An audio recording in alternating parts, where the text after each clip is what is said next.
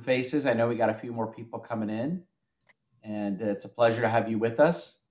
I am going to turn our attention over to some very special guests that we have all the way from Israel.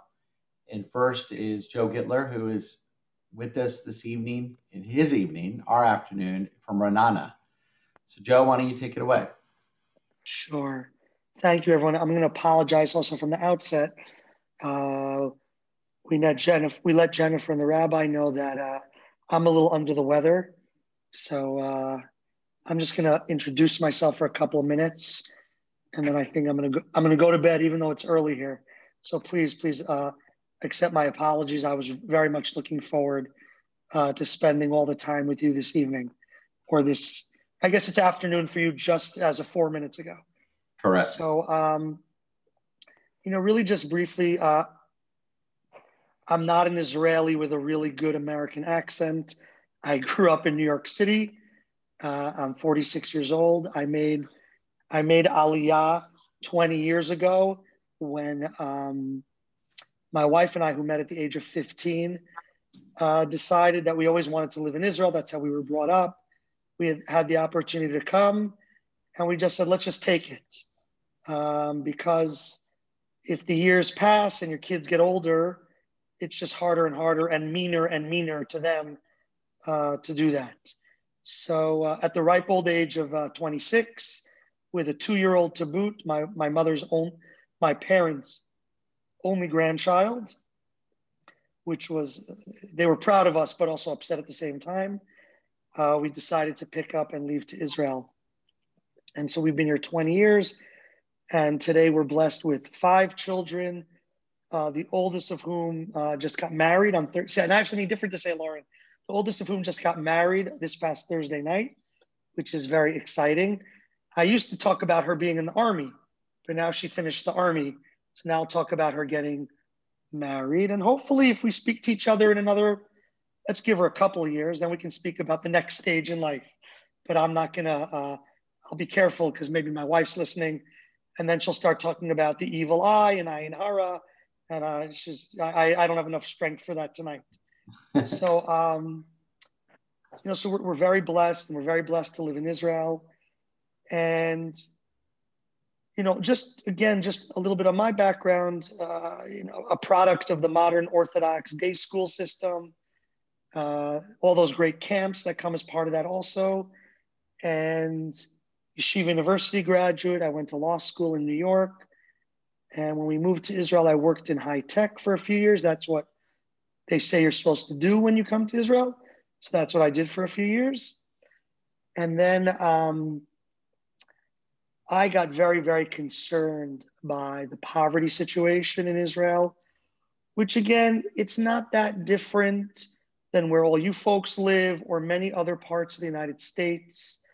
A lot of wealth, living next to a lot of poverty, a lot of people who are having trouble keeping up with the increased cost of living or the increased cost of housing, especially in Israel, which has developed economically so dramatically over the last quarter century. And we know when that happens in capitalist societies that so many people, the salaries at the low end just don't enable them to keep up and to take care of their families like they would like to.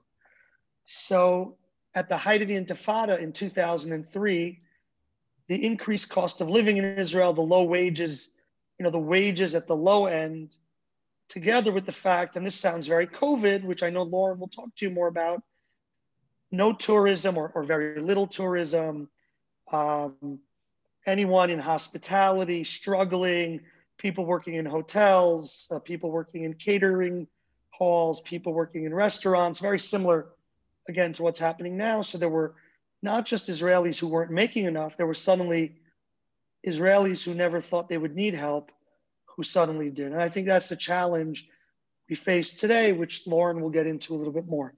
So to end my piece, and then I'll very sadly say goodnight to everyone,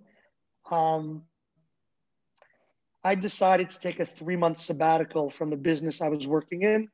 I was able to I'll let you know a little secret, I was able to get away with that because my wife's family owned the business. So I think they actually gave me the sabbatical because they said, here's a good way to get rid of the son-in-law. So, and it really worked because that was 18 years ago, and here I am talking to you. So it worked very effectively, and the business is doing just fine without me.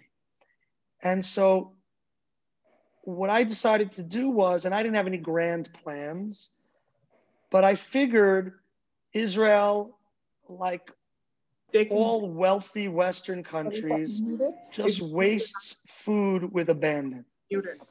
And, you know, I wasn't thinking of Leket Israel, the National Food Bank, or the Houston Food Bank, or the Chicago Food Depository, you name it.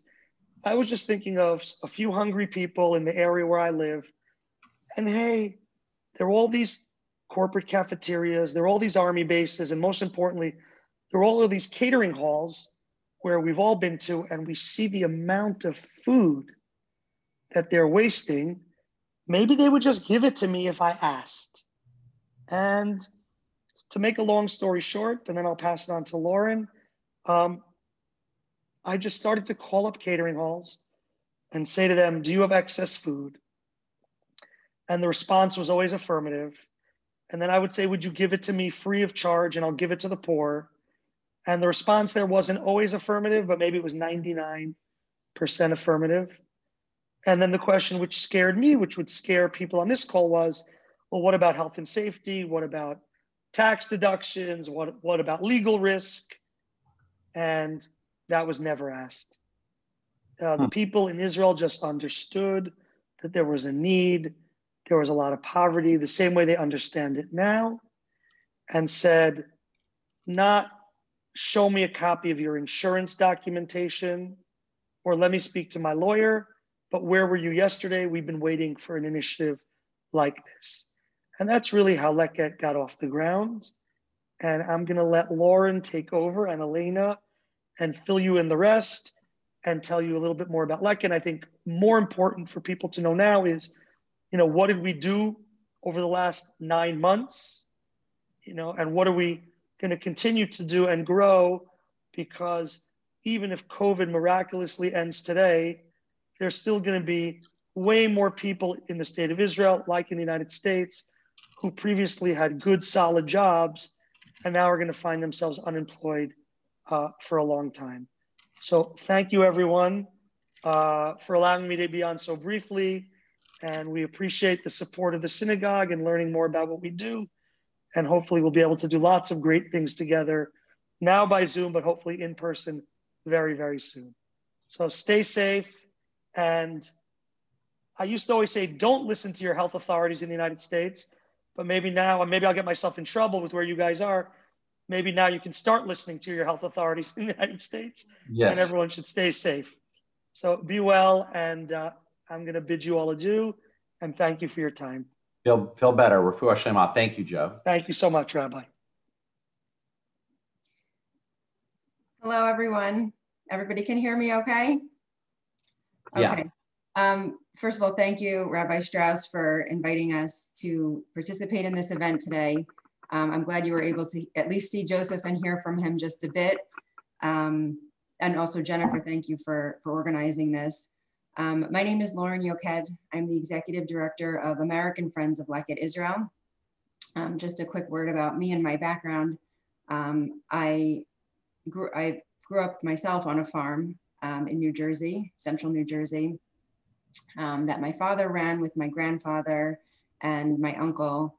And it was a great place to grow up. And we grew all types of produce that you can grow in New Jersey, and sold everything on the property in a store that we had. And one thing that always stuck with me was that my family would always set aside some of the crops that they grew to donate to the local food banks in our area.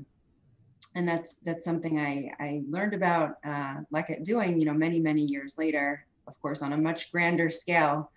But it really motivated me to get involved with Leket Israel's work. And now here I am 10 years later, still with the organization, and just really excited and motivated to help reduce food waste in Israel. And of course, take that fresh food and use it to feed people in need. You heard all about how we got started and Joseph's work. He really is a visionary and an incredible person. So I'm glad that you got to hear our origin story directly from him. I want to say a few more words about why there's so much waste before we talk a little bit about the pandemic and the transitions that we've had to make, since March. So people ask us all the time, why is so much food going in the garbage?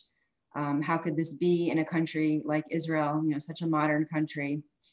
And, we've learned over the years that about 35 to 40% of all the food produced in Israel just never makes it to anyone's plate and goes directly into the garbage and then, of course, a landfill.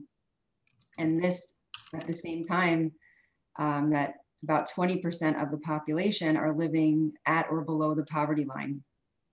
So I think that was really what motivated Joseph to get this all going, just knowing how much food is actually out there and how many people really need it.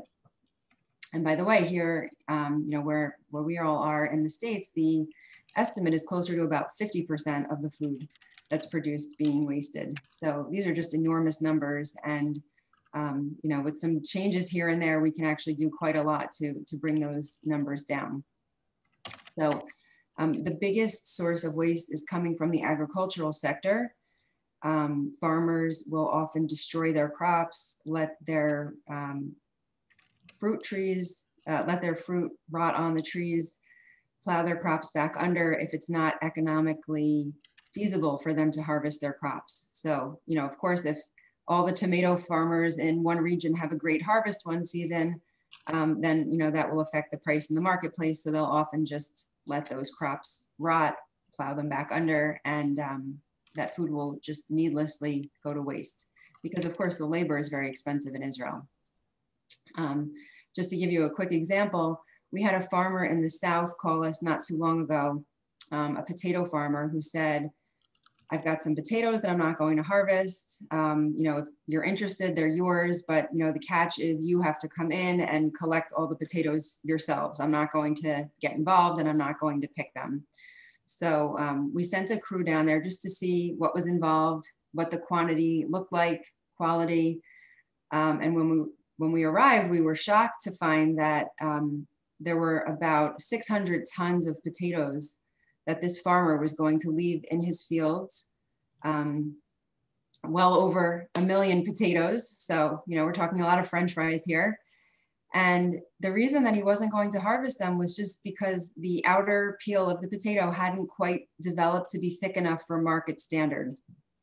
So, Israel obviously exports a lot of produce to Europe and other locations, and everything has to be not just grade A, but, beyond grade A in some cases, in order for the farmer to get a high enough price to make it worth it for them to collect the produce. So in that case, it was a bit of a dilemma for us because at the time we had never collected that much produce just from one farmer. So we had to actually go out and rent combines. We had to rent cold storage space, and it cost us quite a bit of money, but of course the value of the potatoes made it well worth it for us to do so. And it was shortly before the high holidays when everyone is cooking and everyone of course needs potatoes. So we were really glad that we were able to make that happen. And that type of thing happens really all the time. We're constantly getting calls from farmers, often, sometimes even 600 tons or more, very large quantities now, because the word spreads. One farmer hears about us and tells another farmer friend. We go to the agricultural trade shows and we meet with farmers, and that's how we're collecting about 70% of all the food that we distribute. So of the 44 million or so pounds that we rescued last year, 70% was from the agricultural sector. The other major source of food waste that we're dealing with is cooked meals. So we are going into army bases across Israel, to corporate cafeterias like Intel, HP, Google, the big hotels, especially in Eilat, where all of the mega resorts are located. And we're collecting really, really high quality, expensive kosher meat meals every day, meals that would otherwise be destroyed. And we're taking them and we are redistributing that food to people in need all across Israel, all different backgrounds. Just by a quick show of hands, has anyone ever been to a hotel in Israel? Stayed at one of the large resorts? Okay, so you probably know what I'm talking about. The buffets in these hotels are just absolutely epic. So much beautiful fresh food, which would just all be wasted if we're not there to go in and collect it, because it's not being saved or stored in any way for the following day. The Army is actually our biggest partner right now in terms of meals. And the food, I really can't stress enough how high quality it is. So when the soldiers are finished with their lunch every day around 1, 2 o'clock in the afternoon, our drivers will then come in and collect these huge trays of, fresh cooked kosher meat. Some of it being catered off site, not even prepared on the base itself. And whatever we don't collect, it's just being dumped. So you can imagine tray after tray after tray of expensive kosher meat being dumped in the garbage at bases all around the country every single day if we're not there to go in and collect it. So those are really the big sources of food that we have. In 2020, we did about 2.4 million cooked meat meals. And of course, why are we doing this? We're not just saving food for the sake of saving food. We're doing it because about 1/4 of the population in Israel is living below the poverty line. So something like 1.8 million Israelis, about 850,000 children. And we want to make sure that we can take that food and do something good with it and get it to people who really need it. And I also want to mention, I'm not sure if anyone here speaks Hebrew or is familiar with, I see Ahuva is nodding. So we have another Israeli here. If anybody wants to just unmute themselves and jump in and share what Leket, the word Leket means from our name, you can certainly feel free to do that. Or I'm happy to just tell you. Okay, so Leket means gleaning, and we take our name from the Torah and this biblical concept of not gleaning the 4 corners of your field, but leave them for the poor, the stranger, the orphan, the widow. We're inspired by that concept, and we see ourselves as sort of like a modern interpretation of that biblical command. And of course, the Torah makes many references to not being wasteful, to caring for the poor, caring for people who are in need. So we are, inspired by that. Although we're not a Jewish organization per se, we're, an Israeli organization, and we serve all Israelis. We are motivated by those biblical commands. So I just wanted to share that with you. Food rescue is, of course, a very effective and efficient way of feeding people in need. So for every $1 we receive, we're able to provide about 7 pounds of fresh rescued food. Obviously a lot more efficient than purchasing new food, cooking more food. Of course, when food is destroyed and thrown away, you're not just losing the food itself, but you're losing all of the water that went into growing the crops, the pesticides, fertilizer, all the energy that was expended to grow that food. So we don't want to be wasteful of resources, especially in a country like Israel, where water is so very scarce. So we're mindful of that. I want to tell you how we do this in normal times, and then of course tell you a bit about how we're doing things now during the pandemic. So we're feeding about 245,000 people per week or so, of all different backgrounds. We do that through about 230 nonprofit partners all across Israel. So we're kind of like an umbrella organization providing food to the food banks, soup kitchens, women's shelters, homes for lone soldiers, elderly daycare centers, places like that. I would definitely say that the elderly are the single largest group that we're serving. They're really in a very precarious situation in Israel. Not like many parts of the US where elderly people are having to choose between food or medication, cutting pills in half, trying to stretch them out, transportation costs, just basic needs.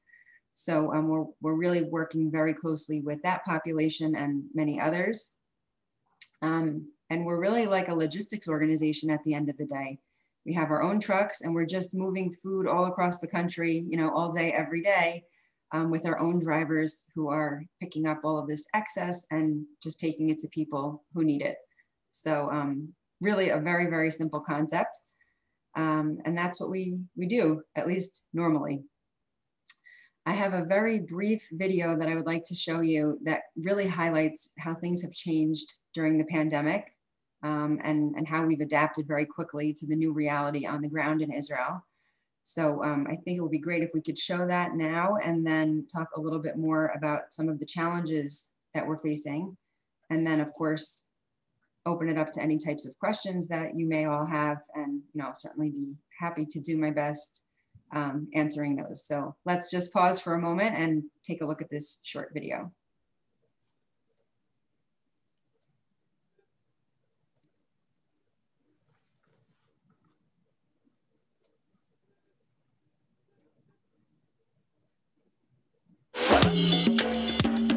Have you ever thought about what happens to all of the leftover food in restaurants and buffets? 35% of food in Israel is thrown away.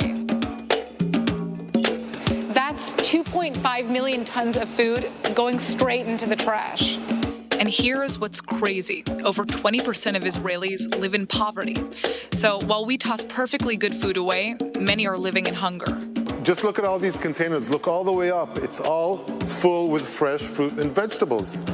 Beets, potatoes, carrots, beautiful apples.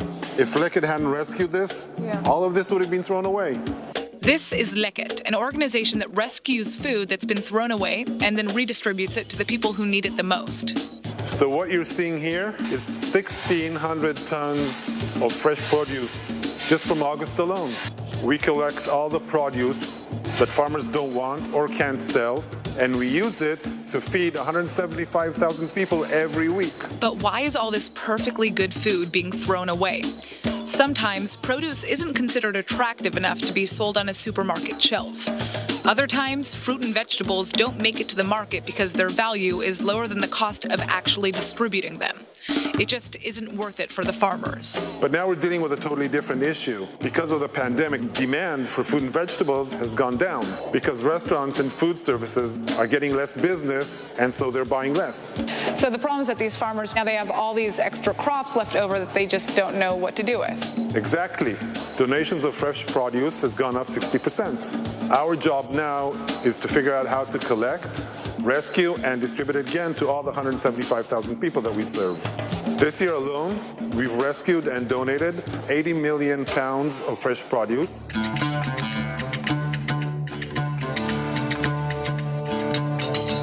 This is Pesia's kitchen in South Tel Aviv. They feed hundreds of people in need every day, and most of their food comes from Leket. Today we're giving out fruits, vegetables, and some prepared meals. People who come here often don't know where they're going to get their next meal. So having the ability to come here is a life changer for some of them. Do you guys just distribute fresh produce? No, we actually take the vegetables and turn them into a soup, a nutritious hot meal. It is especially important for homeless people who don't have a facility to cook their own food. Are you seeing more people come to the soup kitchen right now, or at least different types of people because of the coronavirus pandemic? We've been seeing a lot of new people who come here, not just homeless or the elderly, but a lot of people who have lost their job during this pandemic who have no other solution but to come here and pick up some food for the day. If these people didn't have access to the food that we collect from Leket, who knows what would happen around here. He's right. The number of hungry people is growing as the coronavirus pandemic rages. More than 850,000 people are out of work. That's more than 20% of the country.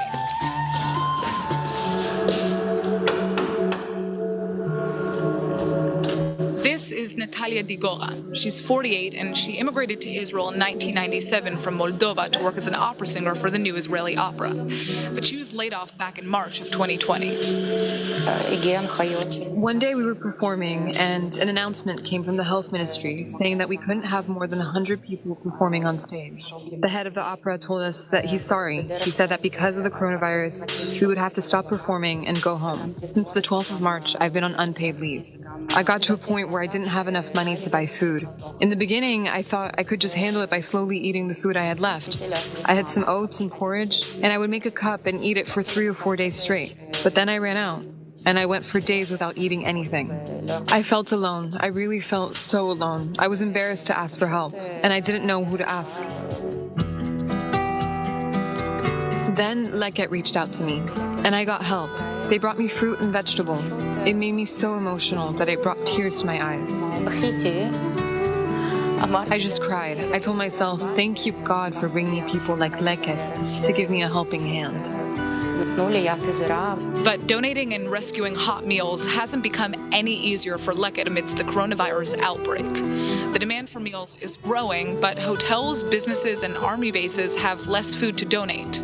Right now, Leket has launched a campaign with the Nacht Family Foundation to help close the gap. A $36 donation is the equivalent of 36 hot rescued meals for a family. I really want you to understand that what we do changes people's lives. Every piece of food that we collect, every surplus that we collect, can be someone else's meal.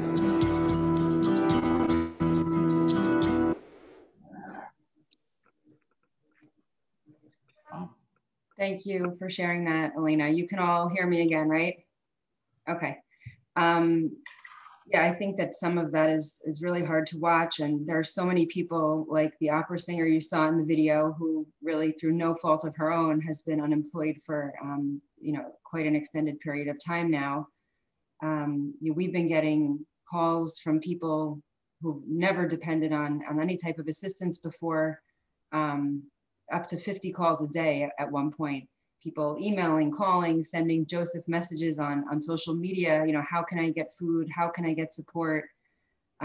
People who have told us that they have been our donors for many, many years are actually turning to us and asking where they can get food from. So, people in the hospitality industry, tourism, those who work in restaurants, hotels, who've just been unemployed for now many, many months.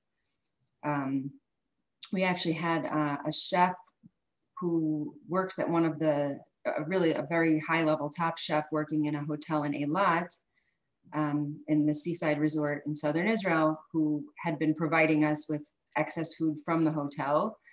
We had a very nice partnership with them. And now that he's not working because of the situation, he's become one of the recipients of the food. So we're just seeing more and more of that.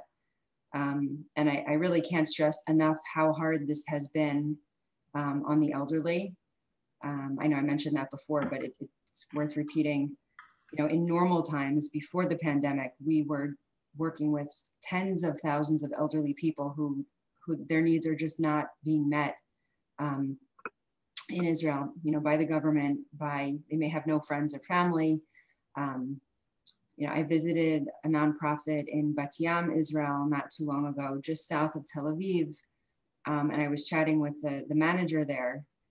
It's like an elderly daycare type of center. And I asked her just very casually, what type of produce do your recipients like receiving from us the most?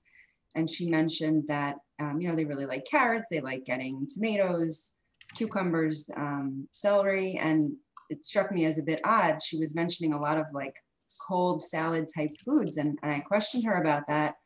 And she said, yes, they don't want to receive any foods that they have to cook from you because they can't turn the gas on in their homes. They can't turn on the stove because they can't afford to pay for the gas. So that really hit me hard and hit home for me, just realizing how severe the situation is for so many people. And I don't think that that's widely known, in the US and the American Jewish community. So we're, again, working very hard to help the elderly and other populations. And when I talk about the elderly, I include Holocaust survivors in that because their needs are not being fully met either. So in terms of what happened once the pandemic began, there were two different things going on with the food rescue, one with the cooked meals and then something totally different with the produce. We had been rescuing around 8,500 to 10,000 meals per day before the pandemic. So meals coming in from the big hotels, from the IDF, the corporate cafeterias, et cetera. That went down to basically zero overnight.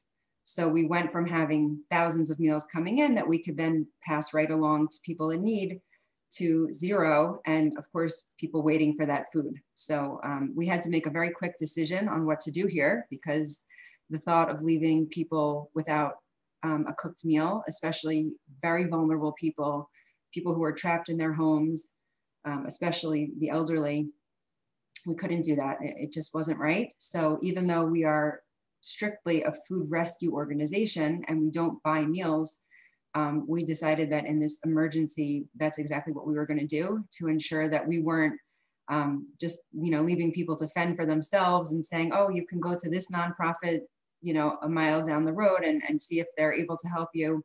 We didn't want to send people out in the middle of a pandemic if it was avoidable. So we started providing purchased meals. We began purchasing from some of the caterers that we normally work with and rescue from. And what was really nice about that is that it enabled those catering companies to keep many of their staff members employed instead of having to let them go. So that was really great. Of course, the difficult part of that is, it costs around $1 to rescue and distribute a cooked meat meal. But when you're purchasing, you're talking about 5 times the cost. So certainly not something we had ever budgeted for, not something we were really prepared to do. But we went to our donors and they responded in a huge way and completely understood the need and were just incredibly generous in helping us to fulfill this need. So that's what we've been doing. The rescue has resumed. It stopped again, it's resumed, it stopped. Now, we're in 3rd lockdown. So we're hoping to get those numbers back up again, because it's very hard to sustain that level of meal purchase. So that's where we landed with that. We had the complete opposite situation with farmers. So unfortunately, as all of the restaurants shut down and the big hotels, these different places were canceling their produce orders. So if you're a farmer who primarily provides food to supermarkets, primarily sells to supermarkets, then you were probably doing all right. But for everyone else, it was really just devastating to farmers, catastrophic in some circumstances, because they had no one to sell their produce to. There were some farmers who were just putting out an open call to the public and saying, I have 30 dunam of romaine lettuce. If you're interested, you can just come and pick it yourself and take it, because they had no one to buy their food. So that's a hard thing to have happen. As someone who grew up on a farm, for me, that really is painful to hear, because I know how much goes into getting the crops to the point where they're ready for harvest. So to just lose all of that is really devastating for farmers. Many of them called us and we were able to go in and rescue those crops, which was really a mutually beneficial situation, because if we didn't go in and collect the produce from them, they would have to remove it somehow. So many did appreciate the fact that we were coming in, we were taking it, and they very much like knowing that it's that their food that they grew is going to go and feed people who are hungry and truly appreciate that. So that's what we did. That's what we're continuing to do. The produce rescue has gone up about almost 20% since the pandemic. So about 20% more that we did in 2020 compared to 2019. And we've been able to offer a really wide variety of produce, which is nice too. So more than 50 different types of fresh fruit and vegetables has gone out to people in need. The meals stayed the same, around 2.4 million, but that includes about 1 million meals that we had to purchase. So again, not something that we normally do. The nice thing that has happened, if there's anything good that's come out of this pandemic, is that we've seen people really coming together, helping one another, really looking out for their neighbors, their friends, people in need. The number of donors that we've seen from Israel, so we have support from all over the world, but specifically from Israel, has gone up probably almost 10%. So just having all of that additional engagement from the Israeli community, from corporations, from just private individuals in Israel, that's been really encouraging and great to see. And we're just, we're in a tough spot right now, of course, and we think that this is going, I mean, we don't think, we know that this is going to be a long-term issue and it's going to take years to dig out from this. We are expecting the demand on our services to continue to increase in 2021, hopefully leveling off at some point, but we have to be prepared for that. So we're in it for the long haul, but we're hopeful, and we think that better days are definitely ahead. We've been through a lot as an organization. We've been through wars. We've been through a fire at our warehouse and logistics center, and we know that we're going to get through this too. So we remain positive. So I'm just going to pause for a moment. I want to tell you all about how you can get involved here in the States, but maybe I'll just take a moment to see if there are any questions I can answer before I get too far ahead. So you could feel free to unmute yourselves. Any questions I'm happy to take at this point. Lauren, are there other organizations like Leket in Israel that are doing some of the same work? There are a lot of food banks and food type organizations, but there's no other organization doing food rescue, in a massive way like we are. We are Israel's national food bank and largest food rescue organization. And we're providing a lot of the food to the smaller, food banks and pantries, soup kitchens, places like that. Gotcha. It's a great model for us. There are similar organizations in the States, but it's nice to know this is happening in Israel. And the name is perfect. I mean, I agree. I can't take any credit for that, but I agree with you. Tell us, what can we do to help? Sure. So we'd love for you to come to Israel, of course. I don't know when that's going to happen or when that will be realistic, but when the world reopens, we invite all of you to come. We normally have about 50,000 volunteers on the ground with us in Israel every year, either picking fresh produce for people in need, packing and sorting produce in our warehouse. We get lots of synagogue missions, bar and bat mitzvah, family groups, federation missions. It really just runs the gamut. So we would love for you all to be a part of that when that becomes possible. Here in the States, we really are trying to expand our presence and gain some additional exposure. So if there are others that you could share this message with, even if there's one person you can introduce us to who might like to learn about food rescue and food waste in Israel, that would be terrific. If you're willing to host your own little Zoom meeting, kind of like a virtual parlor meeting, we've been doing a lot of those, in a variety of formats. So there can be some type of an interactive component. It can be just like a straight presentation, whatever you think will work best with your group. We do a lot of work with kids, bar and bat mitzvah programs. Elena handles all of that here in the States, and she is extremely creative and has tons of ideas. So if you know anyone who's about to become a bar or bat mitzvah and maybe looking for a project, I would definitely encourage you to reach out to her. Maybe she can just type her contact information into the chat, or we can disseminate that later on. Of course, if you're interested in supporting the organization, we obviously always need financial support if you're so inclined. We actually have a donor right now in North Jersey who is offering a special matching program. She's offering for all donations between 1,000 and 25,000, she's going to match in full. Wow. Which is really nice. Of course, donations of all sizes are much needed and appreciated because, as I mentioned, every dollar rescues about 7 pounds of food. So that's 7 meals for let's call it a week of meals for somebody in need in Israel. and any ideas that you have about bringing this to the broader community in Houston. I'm always available to chat. I'm in not quite your time zone, but almost your time zone, and would love to speak and hear any ideas you have. I was actually planning, my last trip was supposed to be to Houston right before this. I had a trip planned for April, and it was going to be my first trip ever to Houston. So I was really excited about that. Oh, wow.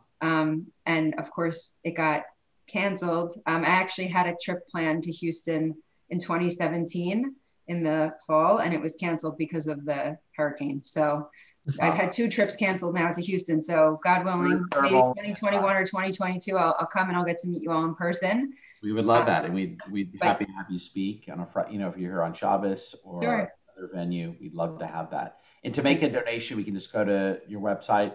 It's leket.org. Yeah, maybe Elena can put that in the chat. It's leket.org/en. Let me see. I can also put my she put my email in there. So my email is in there. It's all in the chat. And if you're able to maybe send that out afterwards, I don't know if you have like a newsletter or something that goes out, maybe it can go out to the wider congregation in case anyone is interested. But we'd love to get the message out in Houston. I know that Houston has a lot of people who care very much about what's going on in Israel. Because we're so small here in the States, we haven't really, been able to do as much as we'd like, but maybe that can change now, and we can for sure bring you all on as kind of ambassadors to an extent, and you can help get that word out there. Well, thank you. Thank you for spending time with us today and reminding us that not only are there people who are in need here in Houston, but also in Eretz Israel. So thank you. And thank you for all the holy work that you guys are doing. And we appreciate it. And let's be in touch. Please let us know. And let us know if you're able to make that trip to Houston. We'd love to. Oh, I will definitely do that. I don't know I think I saw one other hand that I didn't get to. Okay. Oh, okay. Okay, sure. If anyone thinks of questions later on, you can just email me at any point. My email is lauren@leket.us, and it's in the chat. Thank you very much, Rabbi Strauss. I hope to meet you all in person one day. Pleasure. Our pleasure. Be safe. And thank you, everyone, for joining us today. And hope you'll join us 2 weeks from today when we have Rabbi Stephen Leder from Los Angeles, who will be joining us about his new book. Thank you, Lauren. Thank you, Elena. Y'all have a nice day. Thank you all. Hello. Hi, everyone.